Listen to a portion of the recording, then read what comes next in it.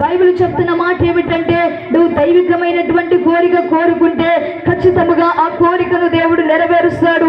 ఏ కోరిక అయితే నువ్వు కోరేవో, ఏదైతే నువ్వు తలంచావో, ఏదైతే ఆలోచించావో, ఏ దాని మీద నువ్వు ఆశ పెట్టుకుని ఉన్నావో, దేవుడు ఖచ్చితంగా ఆ ఆశను నెరవేరుస్తాడు. ఎప్పుడు నెరవేరుస్తాడు?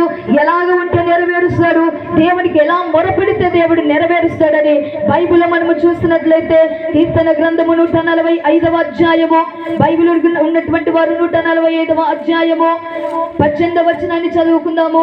తనకు మొరపెట్టు వారికి అందరికీ, తనకు మొరపెట్టు వారందరికీ, తనకు నిజముగా మొరపెట్టు వారందరికీ, తనకు నిజముగా మొరపెట్టు వారందరికీ యెహోవా సమీపముగానున్నాడు. యెహోవా సమీపముగానున్నాడు. తన యందు భయభక్తులు గల వారి కోరిక, తన యందు భయభక్తులు గల వారి కోరిక ఆయన నెరవేర్చును. ఆయన నెరవేర్చును. వారి మొర ఆలకించి, వారి మొర ఆలకించి వారిని రక్షించును. ప్రైజ్ ది లార్డ్, హల్లెలూయా.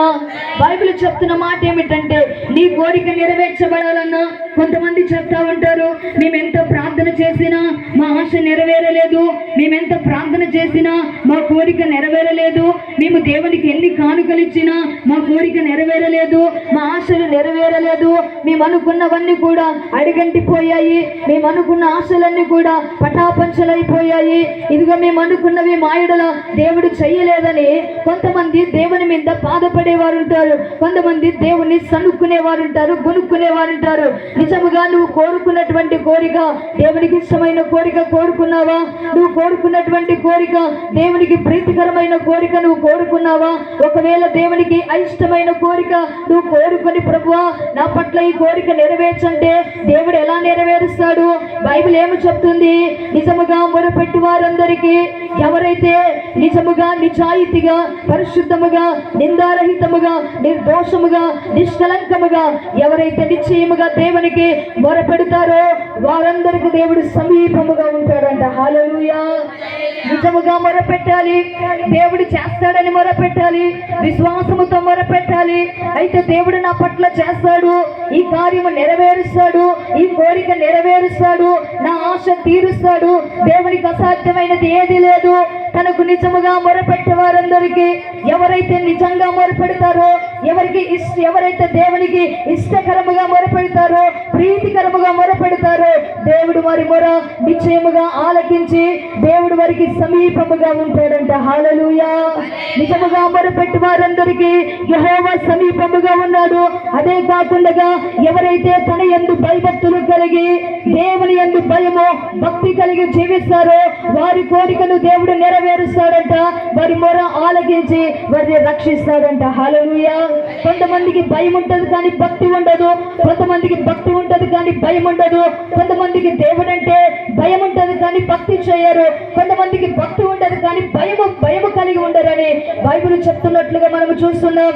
నిజముగా భయం అనేది ఒక రెక్క, భక్తి అనేది ఒక రెక్క.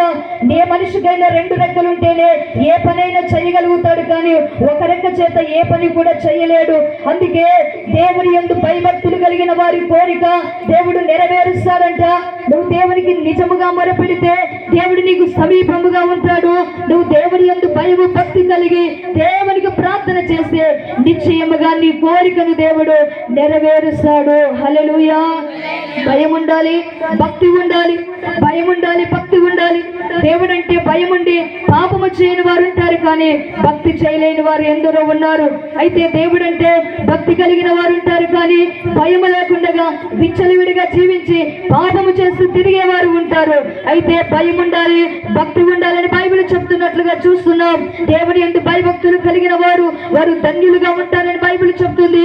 దేవుని యందు భయభక్తులు కలిగిన వారి కోరిక దేవుడు నెరవేరుస్తాడు, వారి కోరికను దేవుడు తీరుస్తాడు, వారి కోరికను దేవుడు నిజముగా వారి ఎడల కన్నులారు వారి చూసేటట్లుగా దేవుడు చేస్తాడని బైబిల్ చెప్తున్నట్లుగా మనము చూస్తున్నాం. బైబిల్లో ఒక వ్యక్తి ఉన్నాడు. ఆ వ్యక్తి ఎవరంటే దావీదు అనేటువంటి వ్యక్తిని మనము చూస్తాం. ఈ దావీదు ఈ దావీదు చిన్నతనములో ఉన్నప్పుడే, చిన్న వయసులో ఉన్నప్పుడే, బాలుడుగా ఉన్నప్పుడే దేవుని యందు భయభక్తులు కలిగి జీవించాడు. బాల్యకాలములోనే దేవుని స్తుతించాడు, దేవుని ఆరాధించాడు. అయితే తన జీవితం అంతా దేవునికే అంకితము చేశాడని బైబిల్ చెప్తున్నట్లుగా మనము చూస్తున్నాం. నిజంగా దావీదు బాల్యకాలములో ఉన్న ఒకే మనిషే, యవన కాలములో ఉన్న ఒకే మనిషే కలిగి ఉన్నాడు. వివాహమైన తర్వాత కూడా తన జీవితం అంతా కూడా దేవుని సన్నిధిలోనే గడిపినట్లుగా పరిశుద్ధ గ్రంథములో దావీదు గురించి మనము చూస్తా ఉన్నాము. దావీదు బాల్యకాలములో ఉన్నప్పుడే దావీదును దేవుడు ప్రేమించాడు, దావీదును దేవుడు కోరుకున్నాడు, దావీదుని ఏర్పరచుకున్నాడు, దావీదును తన హృదయ ఇష్టానుసారుడుగా దేవుడు చేశాడు. హల్లెలూయా. నిజముగా దేవునికి హృదయ ఇష్టానుసారుడంట దావీదు, దేవునికి ప్రీతి కలిగినటువంటి వ్యక్తి అని బైబిల్ చెప్తున్నట్లుగా చూస్తున్నాం. అందుకే హృదయ ఇష్టానుసారుడుగా దావీదు ఉన్నాడు కనుకనే, దావీదును దేవుడు కోరుకొని ఉన్నాడు కనుకనే దావీదు నిజముగా దేవుని సన్నిధిలో ఒకటి అడిగాడంట, నిజముగా ఎవరు కూడా అడగలేదు. అలాంటి కోరిక దావీదు కోరుకున్నాడు. నిజంగా దావీదు కోరుకున్నది ఏంటంటే, తను చిన్న వయసులో ఉన్నప్పుడే ఇశ్రాయేలు మీద రాజుగా అధికారము పొందినటువంటి వ్యక్తిగా పరిశుద్ధ గ్రంథములో మనము చూస్తా ఉన్నాము. సౌలును దేవుడు విసర్జించి దావీదుకి అధికారమునిచ్చాడు. ఇశ్రాయేలు ప్రజలను పరిపాలించే ఒక రాజుగా దేవుడు దావీదును చేశాడు. హల్లెలూయా. ఈ దావీదుకి ప్రపంచములో అలాంటి కోరిక ఎవరైనా కోరుకొని ఉంటారో కోరుకొని లేదో నాకైతే తెలియదు, కానీ దావీదు ఒక కోరిక కోరాడంటే పరిశుద్ధ గ్రంథములో రాయబడినటువంటి మాట. అయితే దావీదు ఏమి కోరాడో తెలుసా? ప్రభువా, నా బిడ్డలకు ఐశ్వర్యము కావాలి, నా బిడ్డలకు వెండి కావాలి, నా బిడ్డలకు ధనధాన్యాలు కావాలి, నా బిడ్డలకు సర్వలోకమే కావాలని చెప్పేసి దావీదు కోరుకోలేదు. నిజముగా దావీదు ఒక కోరిక కలిగి ఉన్నాడు. దావీదు మనసులో ఒక ప్రగాఢమైనటువంటిది ఒక కోరిక ఉన్నది. దావీదు మనసులో ఒక గొప్ప ఆశ ఉన్నది. ఆ ఆశ ఏంటంటే, ప్రపంచములో నిజముగా ఎవరా కోరిక కోరి ఉండరు, ప్రపంచములో ఆ ఆశ ఎవరు కోరి ఉండరు. దావీదుకున్న ఆశ, దావీదుకున్న కోరిక ఏమిటంటే, ఐగుప్తు దేశములో నుండి ఇశ్రాయేలు ప్రజలను తీసుకొని వచ్చిన నాటి నుండి వారు పాలు తేనెలు ప్రవహించే దేశానికి చేరేంత వరకు కూడా వారు ఆరాధించడానికి, వారు దేవుని స్తుతించడానికి, దేవుని మహిమపరచడానికి ఇదిగో భూలోకములో ఒక మందిరము కూడా లేదు. అయితే పరలోకమందున దేవునికి ఒక నివాస స్థానముగా, దేవుడు దిగి వచ్చేటువంటి స్థలముగా ఒక మందిరాన్ని భూలోకములో నేను కట్టించాలని ఒక కోరిక కలిగి ఉన్నాడంట. గట్టిగా చప్పట్లు కొడతాము. దావీదు కోరుకున్న కోరిక ఏంటో తెలుసా? భూలోకముల ప్రపంచమంతటా కూడా దేవుణ్ణి ఆరాధించడానికి, దేవునికి నివాస స్థానముగా ఉండడానికి ఒక మందిరాన్ని కట్టాలి, ఒక మందిరాన్ని భూలోకములో కట్టించాలి. దావీదులో మనసులో ఉన్నటువంటి ఆశ అంతా అదే. దావీదు హృదయంలో మరుగుతున్నటువంటి ఆశ అంతా కూడా అదే. దావీదు కోరుకున్నదేంటో తెలుసా? దేవుని మందిరాన్ని కట్టించాలి, దేవుని మందిరాన్ని భూలోకములో కట్టాలి. ఇదిగో నా ద్వారా కట్టించిన సంతోషమే, నా సంతతి ద్వారా కూడా కట్టించిన సంతోషమే. దావీదు ప్రార్థన చేశాడంటే, ప్రభువా, నిజముగా నేను ఒక కోరిక కోరాను. ఆ కోరిక ప్రపంచంలో ఎవరికైనా ఆ ఆశ ఉన్నదో లేదో నాకైతే తెలియదు, కానీ నేనైతే ఒక కోరిక కోరుతున్నానయ్యా. అది నా పిల్లల కోసము కాదు ప్రభువా, ఇదిగో నా భార్యల కోసము కాదు, ఎవరి కోసము కాదు, నీ కోసమే నేను ఒక మందిరాన్ని కట్టాలనుకుంటున్నాను. నువ్వు దిగి వచ్చేటువంటి స్థలాన్ని నేను కట్టాలనుకుంటున్నానని దావీదు ఒక కోరిక కోరినట్లుగా పరిశుద్ధ గ్రంథములో చూస్తున్నాం. నిజంగా దావీదు భయభక్తులు కలిగిన వాడు కనుకనే, దావీదు నీతిమంతుడుగా దేవుని స్తుతించాడు కనుకనే, హృదయ ఇష్టానుసారుడుగా దావీదు జీవించాడు కనుకనే దావీదు కోరికను దేవుడు ఏం చేస్తాడో తెలుసా? నిశ్చయముగా దావీదు కన్నుల ఎదుటనే నెరవేర్చాడు. హల్లెలూయా. దావీదు కోరికను నిశ్చయముగా దేవుడు నెరవేర్చినట్లుగా పరిశుద్ధ గ్రంథములో మనము చూస్తున్నాం. మొదటి రాజుల గ్రంథము 8వ అధ్యాయము 17వ వచనాన్ని చదవండి. ఇశ్రాయేలు దేవుడైన యెహోవా, ఇశ్రాయేలు దేవుడైన యెహోవా నామ ఘనతకు ఒక మందిరమును కట్టింపవలెనని నా తండ్రి అయిన దావీదునకు మనసు పుట్టగా యెహోవా నా తండ్రి అయిన దావీదుతో సెలవిచ్చినదేమనగా నా నామ ఘనతకు ఒక మందిరమును కట్టించుటకు నీవు దాత్తుర్యము కలిగి ఉన్నావు. ఆ దాత్తుర్యము మంచిదే. బైబిల్లో చెప్తున్న మాట, మనము గమనించినట్లయితే ఇదిగో సొలొమోను అంటున్నాడు, ప్రభువా మా తండ్రి అయినటువంటి దావీదు నీ నామ ఘనత కొరకే ఒక మందిరము కట్టాలని ఆయన మనసులో ఉన్నది. ఆ మందిరము కట్టే విషయములో ఒక కోరిక కలిగి ఉన్నాడు. ఆ మందిరము కట్టబడాలనే కోరిక ఉన్నది మా తండ్రి గారికి. అయితే నీ నామ ఘనత కొరకై భూలోకములో ఒక మందిరాన్ని నా ద్వారా మీరు కట్టించబోతున్నారు. హల్లెలూయా. దావీదుతో దేవుడు చెప్పాడు, దావీదా నువ్వు కోరుకున్న కోరిక మంచిదే, నువ్వు ఆశించిన ఆశ మంచిదే, కానీ అయితే నువ్వు కట్టకూడదు. ఎందుకు కట్టకూడదో తెలుసా? నా మందిరం నువ్వు కట్టకూడదు. నువ్వు అనేక యుద్ధాలు చేసి నీ చేతులంతా రక్తముతో నింపబడ్డాయి, నీ చేతులంతా అపవిత్రముగా మార్చబడ్డాయి కనుక నీవు మందిరాన్ని కట్టకూడదు. కానీ నువ్వు కోరుకున్నటువంటి కోరిక నీ నడుములో పుట్టబోయే నీ కుమారుని ద్వారా కట్టిస్తానన్నాడు. హల్లెలూయా.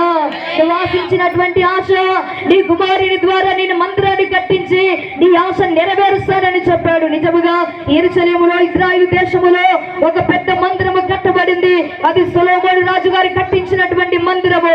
ఆ మందిరము కట్టాలని దావీదుకు ఒక మనసు కలిగింది, హృదయములో దావీదుకు ఒక కోరిక కలిగింది. ఆ కోరిక దేవుడి నిశ్చయముగా దావీదు పట్ల నెరవేర్చినట్లుగా పరిశుద్ధ గ్రంథములో మనము చూస్తున్నాం. మనము కోరుకోవలసింది ఇలాంటి దైవికమైన కోరికలు కలిగి ఉండాలి.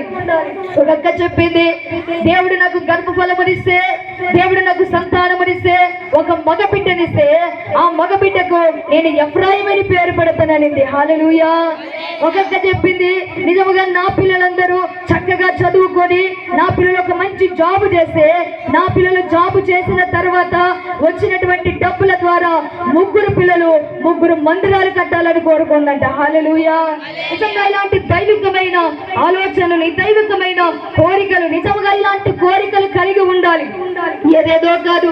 కొంతమంది ఆశలు ఏముంటాయంటే, నా బిడ్డకు బంగారు చేయించాలి, నా బిడ్డకు వెండి చేయించాలి, నా బిడ్డకు బిల్డింగ్ మీద బిల్డింగ్ కట్టించాలి, ఇదిగో ఈ లోకంలో అన్ని సంపాదించి నేను చనిపోతే నా బిడ్డ సుఖంగా ఉండాలి అని ఇలాంటి కోరికలు కొంతమందికి ఉంటాయి. కానీ ఇలాంటి కోరికలు కాదు ఉండవలసింది.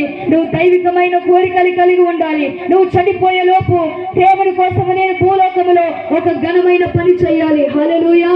నేను చనిపోయే లోపు నేనైనా, నా భర్త అయినా, నా పిల్లలైనా మేమందరము చనిపోయే లోపు దేవుడి విషయములో దైవ చిత్తానుసారముగా ఇదిగో మేము దేవుడికి సంతోష పెట్టేటువంటి ఒక ఘనమైన కార్యము నేను చెయ్యాలన్నటువంటి ఒక కోరిక నువ్వు కోరుకోవాలని బైబిల్ చెప్తున్నట్లుగా మనము చూస్తా ఉన్నాం. అందుకే ఏదేదో కోరికలు కోరుకోకూడదు. దావీదుకున్న కోరిక ఏంటో తెలుసా? ప్రభువా నీ నామములో నీ నామ ఘనత కొరకే ఒక మందిరాన్ని కట్టించాలి, ఒక మందిరాన్ని కట్టించాలి. నిజముగా ఆ మందిరాన్ని చూడడానికి ప్రపంచ దేశాలన్నీ కూడా ఇశ్రాయేలు దేశంలోనికి వెళ్ళిపోయి ఆ దావీదు సొలొమోను కట్టినటువంటి మందిరాన్ని చూడడానికి వెళుతారు. ఎందుకు వెళుతారంటే అది ఆశీర్వదించబడిన స్థలము, అది దీవించబడినటువంటి స్థలము, దేవాది దేవుడు అక్కడ దిగి వచ్చినటువంటి స్థలము కనుకనే ఆ ప్రాంతానికి వెళ్ళి ఆ ప్రాంతములో సొలొమోను ద్వారా దేవుడి